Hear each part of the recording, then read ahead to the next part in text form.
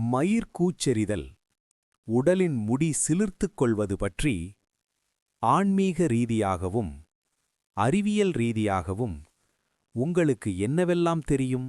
முடி சிலிர்த்துக் கொள்வது, மயிர்கூச்செறிதல், அதை ஆங்கிலத்தில் கூஸ்பம்ப்ஸ் என்று அழைப்பார்கள்.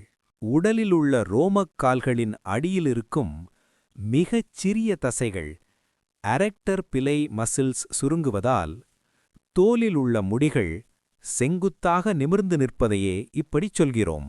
இது ஏன் ஏற்படுகிறது என்பதற்கான முக்கிய காரணங்கள் பின்வருமாறு. உணர்ச்சி வசப்படுதல். நாம் அதிகப்படியான உணர்ச்சிக்கு ஆளாகும்போது இது நடக்கும்.